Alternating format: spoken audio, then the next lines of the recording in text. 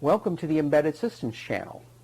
This is one of two videos that Shuvra, Bhattacharyya and I have put together to explain some concepts related to our research, sponsored by the National Science Foundation, in the synthesis of software for communication systems. Communication systems turn out to be an ideal domain to perform higher level synthesis of software, even higher level than traditional programming languages like C. We have a representation that's well understood by the domain experts in communication systems. We have clear optimization criteria for how we want the communication to perform, not just functionally, but in terms of performance. And we have well-defined algorithms we can use to translate and optimize. This is a relatively advanced video. We assume some knowledge of digital signal processing as well as of programming. Let's get started by looking at the problem in a little more detail. Our challenge is to turn filter equations for communication systems into a C implementation. So the filter equations are an algorithmic specification. We have several optimization criteria. We want to minimize the buffer sizes that we use for all the intermediate values. We want to minimize the number of arithmetic operations. However, we cannot optimize away algorithmic latency that's caused by the structure of the filter. We also want to minimize code size. The result will be C code representing a single sequential process with arrays for buffers. Why synthesize code? Well, the manual design of C or assembly code from signal processing algorithms like filter specifications is error-prone. There's a huge jump in abstraction between the filter and the C code or the assembly code. We want to minimize the size of the step that the designer has to perform manually. We also want to optimize that implementation. We want to optimize for buffer size and execution time. So we need to make sure that we can correctly translate the filter as well as optimize it. That's an ideal scenario for compilation and synthesis. Our software synthesis flow looks like this. Starting from our algorithmic specification, we first find the repetitions of the operations in the filter. We then form an initial schedule. We optimize that schedule, and then we generate code. The scheduling does not take into account the filter coefficients themselves, only the data flow. So when we generate the final C code, we need to go back to the original filter equations and extract out those coefficients to insert them into the C code along with the schedule and the buffer structure that we have found for synthesis. Now we can walk through a simple example of the execution of a data flow graph. Filters perform operations, in this example the Y operation, on data. That data is stored temporarily in buffers. For the moment, since we have a sequential implementation, we'll assume that one filter at a For the moment, since we have a sequential implementation of the filter code, we'll assume that one of these operations at a time is executing. So each operation consumes data at its input from its input buffer, and it produces data at its output and stores it in the output buffer. The filter system has to conserve data. Okay? All inputs have to generate outputs. No node can be starved forever, and no buffer can grow to infinite size. Here's a simple graph with three operations, x, y, and z. The blue dot represents one piece of data. So x has produced one piece of data, which eventually will be consumed by y.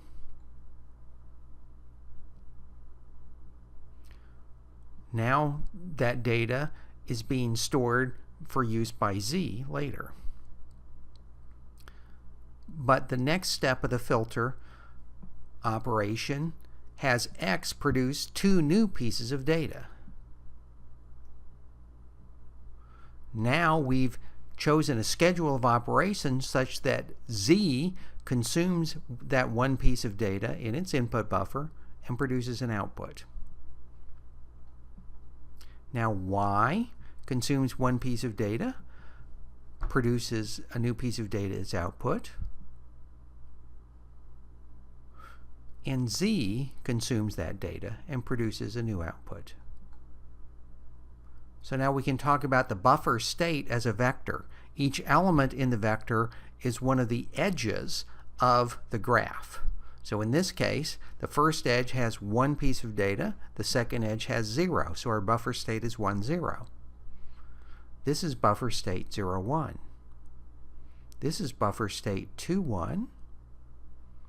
This is buffer state 2, 0. This is buffer state 1, 1. And now we're back to buffer state 1, 0.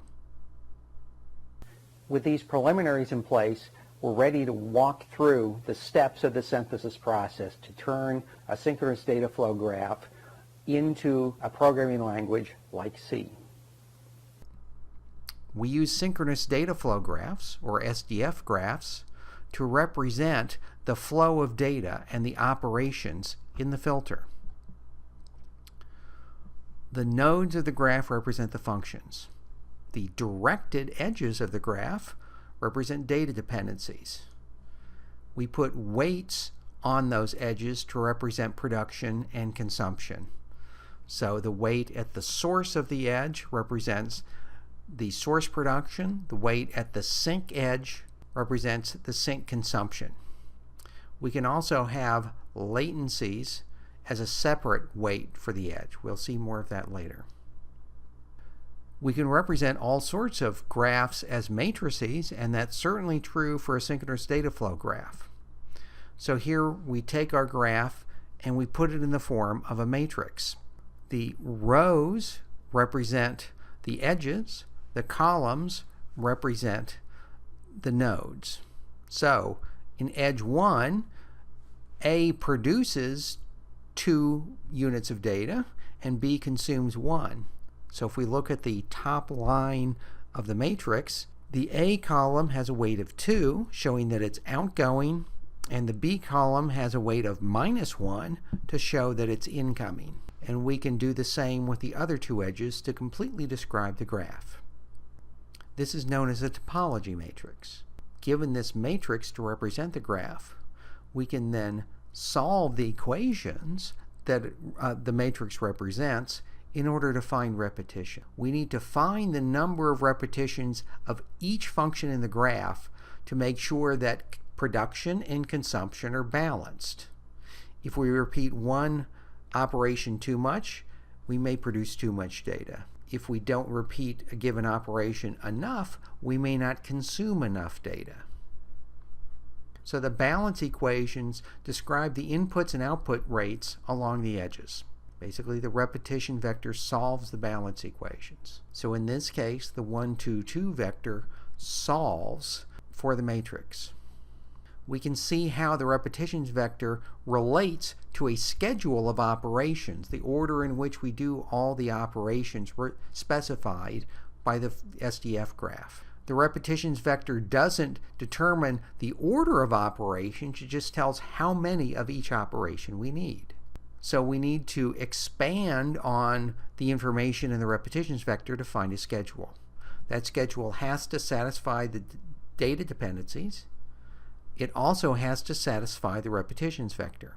In this case, we can think of 2 different feasible schedules that satisfy the repetitions vector and the data dependencies. One of them is A, B, B, C, C. That has 1 execution of A, 2 of B, and 2 of C. A different schedule that also satisfies the repetitions vector is ABC, BC. These are both feasible, valid schedules for the graph. The SDF Consistency Theorem starts with a connected SDF graph. That is, we don't have 2 completely separate components of the graph. We know that the balance equations obey one of the following. Either there's no consistent solution, or a single minimal positive integer solution. There may be, in general, many non-minimal solutions. The minimal solution, if it exists, is the repetition vector. In this case, we have an inconsistent graph. This set of generated and consumed data does not have a solution. So in this case, there's no possible repetitions vector. We change that value to 2, and now the graph has a consistent solution, and the minimal solution will be the repetitions vector. SDF graphs can include feedback edges. When we have feedback, we often have to add delay to ensure that all the data in the graph is consistent. This feedback edge has a weight of 4D. The D indicates that this is a delay weight, and 4 is the number of time units the data is delayed. We saw earlier that a given repetitions vector can produce more than one feasible schedule. We can use that to our advantage because different schedules require different amounts of buffering. Consider these two different schedules. AABBCC generates all the A's, then all the B's, then all the C's. So we need 2 locations for each of A, B, and C. The second schedule, AABCBC, generates both the A's, but then it generates a B and a C, followed by another B and a C. So we can reuse the B buffer and the C buffer for those values. We've reduced the size of the buffer required for B and for C.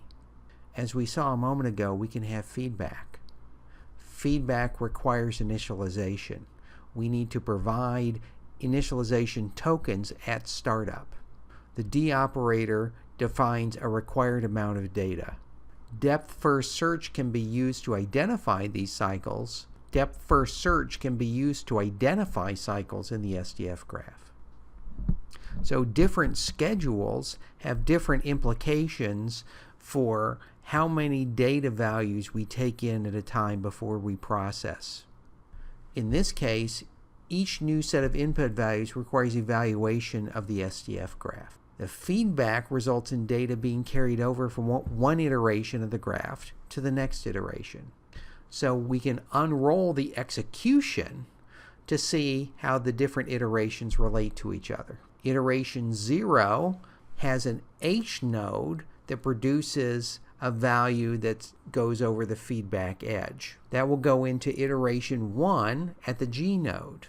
We can unroll the execution to better understand how these values fit in. So in the 0th iteration, we have an initial value that goes into the G node. That represents the initial value of the feedback. The H node generates data that will go into the next iteration.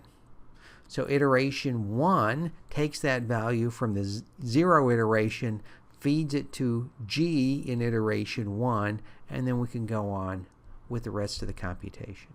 We can also execute by vectorization. Values can be stored and processed in blocks. This adds some latency, but it reduces execution overhead, and it can reduce code size. The blocking factor specifies the length of the vector. So in a blocking factor of 1, our schedule looks like this. In a blocking factor of 5 for this graph, we have a more complicated schedule, but we can see that in the middle, we execute CDHG 4 times. We also execute several other nodes 5 times in a row, and we have some extra executions to make sure that everything is done properly. When we look at the execution with blocking factor, we can see that we need that initial value again, but we can execute, in this case, 4 repetitions of that inner block. We then take the output of the H node and feed it back in for the next iteration. We're now ready to generate the C implementation of our filter. The graph nodes are implemented as C functions, for example, the plus and minus functions here. We can implement buffers as arrays, but we can also implement them as pointers. We're told when we're writing code by hand that pointer operations are dangerous and should be avoided. But because we're synthesizing code, we can verify the correct operation of the synthesizer and make sure that our pointer operations are done correctly. Some applications may desire or require runtime checking of that pointer arithmetic. But at the end of the synthesis process, we have a C implementation that is functionally correct. It performs an optimized schedule, and it has an optimized set of buffers to store the data during processing. To summarize, communication systems are an ideal domain in which we can practice software synthesis from a high-level description and optimize the implementation. We use as our high-level description the synchronous flow graph. Our optimization procedure finds a solution for the synchronous flow graph. It finds an initial schedule. We may optimize the schedule, and then we can translate those results into our implementation programming language. Thank you for listening.